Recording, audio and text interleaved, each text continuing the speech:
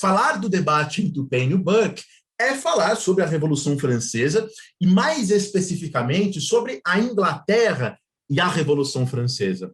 E é curioso, né? Eu fui fazer essa pesquisa enquanto eu preparava essa apresentação, mas é muito louco, é muito curioso como esse tema da história, o debate entre o Paine e o Burke, está rendendo livros, rendendo podcasts. É um tema, né, que tem ganhado espaço não apenas na academia, e eu sou um exemplo disso, mas não é só na academia, porque às vezes a gente sabe que na academia, na universidade, coisas ganham espaço ali e só ali, em nenhum outro lugar. Mas no caso disso, não. Né? Então a gente tem muitos livros sendo traduzidos, como, por exemplo, esse livro do Yuval Levin, o Grande Debate. É um livro que foi traduzido em português. E é curioso, porque é um dos piores livros que tem sobre o debate Paine-Burke, e foi esse o escolhido para ser traduzido. Obviamente, acredito que isso tenha sido feito por questões políticas. Mas, enfim, sem entrar nessa seara por agora, a gente vai falar sobre isso ao longo da aula, mas falar que é um tema que está presente, está na mídia no Brasil e fora do Brasil, que é um tema que ganha as redes sociais, YouTube, né? O Jonathan, inclusive, para me zoar, né? Vocês perceberam que ele faz isso bastante. Ele me enviou essa semana um vídeo de não sei nem como qualificar essa pessoa, um pretenso jornalista brasileiro, apoiador do atual governo, falando que ele tem dentro dele um Paine, um Burke, quer dizer, uma puta besteira o que ele estava falando. Mas, enfim, só para dizer como esse tema está na mídia, está nos dias a dia. Eu acho que tem uma apropriação sobre esse tema, que eu vou falar sobre ela, mas acho também que o interesse por essa questão, o debate entre Paine e Burke, se dá porque eu acho que há entre nós uma busca muito grande por outras palavras, por assim dizer. E esse é o motivo pelo qual o nosso curso aqui tem 400 inscritos, eu acho. Quer dizer, existem há coisas acontecendo no mundo, o mundo está mudando muito rapidamente, há uma efervescência política muito complicada que a gente está vivendo, e nesse contexto, existe uma quantidade grande de pessoas que estão buscando outras palavras para explicar a realidade a qual elas estão vivendo, outros conceitos para tentar explicar o mundo o qual elas estão vivendo. E esse debate é muito importante. É o debate político mais importante da história da Inglaterra. Isso daí não é uma questão de opinião. Isso é um consenso. Consensualmente, podemos dizer que o debate entre Paine e Burke é o maior debate político-filosófico da história da Inglaterra. E, sem dúvidas, um dos maiores da história humana também. E aqui eu coloco uma citação de um historiador francês forte nos anos 90, embora ele esteja ainda vivo, que é o Pierre Manin. Tá? O Pierre Manin diz, nessa frase que eu estou colocando aqui para vocês, que Burke vai o mais longe que é possível alguém ser, o mais conservador que alguém é possível ser, sem deixar de ser liberal. Então, qual é o máximo de conservadorismo que um liberal pode ter sem deixar de ser liberal? É o Burke. Se o Burke fosse mais conservador do que isso, ele deixaria de ser liberal e se tornaria um reacionário, enfim. Paine seria o inverso. Paine é o mais democrático, ou, entre aspas, radical, que poderia ser um pensador sem deixar de ser liberal. Se ele fosse mais democrático do que isso, Paine talvez iria para o socialismo ou para o comunismo. Então, o Pierre Manin pensa que esse debate é um debate circunscrito à esfera do liberalismo. Burke, o mais à direita que um liberal pode ser, e Paine, o mais à esquerda que um liberal pode ser. Bom, conheço muita gente que discorda disso. Lá no canal do Jonathan, no Nota de Rodapé, a gente fez uma entrevista com o Harvey Kay, e o Harvey Kay discorda completamente dessa caracterização do Paine como um liberal. Afinal, a palavra liberalismo é do século XIX. Não existia a palavra liberalismo na época do Thomas Paine, muito menos a palavra radical. São todas as palavras do século XIX. Conservador também.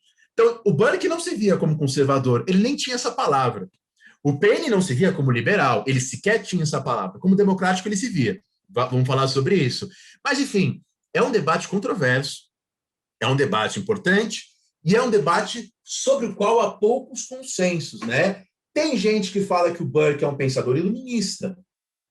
É o caso, por exemplo, daquela historiadora conservadora, que é a Gertrude Himmelfarb, né? No livro dela, Os Caminhos da Modernidade, ela faz uma apreciação espetacular, a meu ver, e pensa o Burke como um iluminista. Agora, vocês pensarem aquele historiador crítico literário, marxista, que é o Michel Louvi, também ótimo, naquele livro excelente dele sobre o romantismo, ele fala que o Burke é um romântico, mais que um iluminista, que o Burke é quase que um anti-iluminista. E aqui o livro da Himmelfarb, Os Caminhos da Modernidade, aqui o livro do Michel Louvi, Revolta e Melancolia, mas a sugestão, o livro da Himmelfarb, uma sugestão para quem quiser ler alguma coisa sobre iluminismo. O livro do Louvi é uma coisa para quem quiser ler algo sobre romantismo.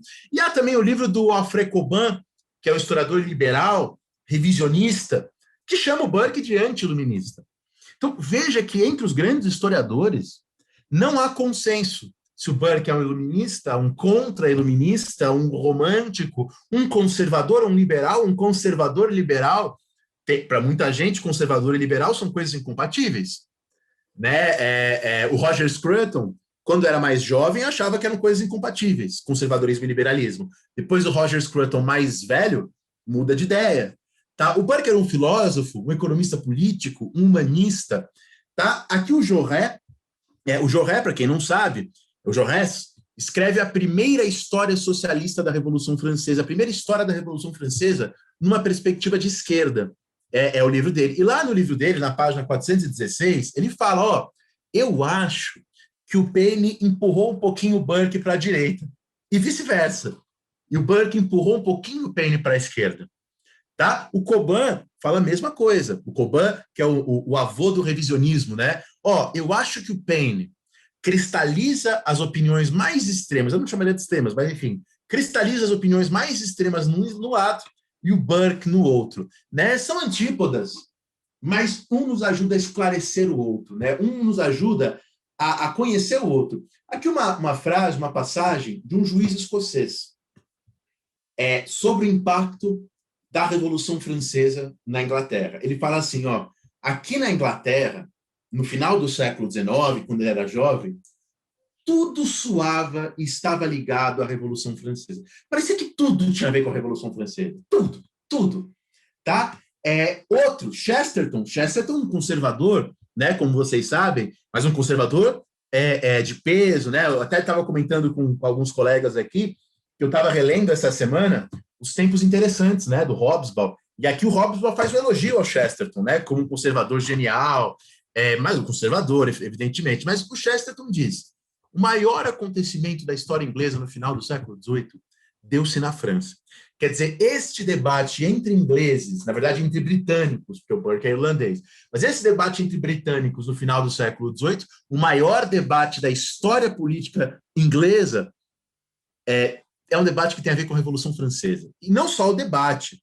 Tá? O Plum, grande historiador da escola de Cambridge, diz: excetuando a Revolução Industrial, não houve influência mais profunda do que a da Revolução Francesa na história inglesa do final do século XVIII e no começo do século XIX. Veja, a Revolução Francesa tem na Inglaterra também o impacto profundo na própria formação da classe operária inglesa.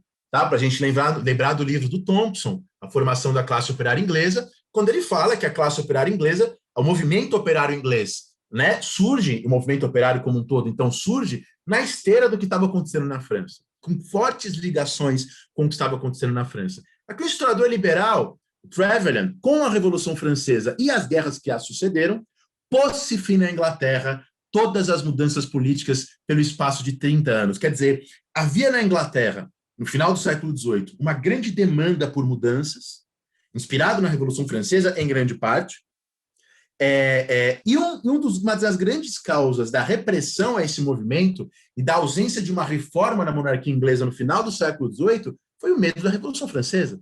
Aqui o historiador conservador, falando a mesma coisa, a Revolução Francesa atrasou a reforma na Grã-Bretanha por uma geração, porque o medo da Revolução Francesa era muito forte na Inglaterra. Aqui o marxista, o Christopher Hill, falando a mesma coisa.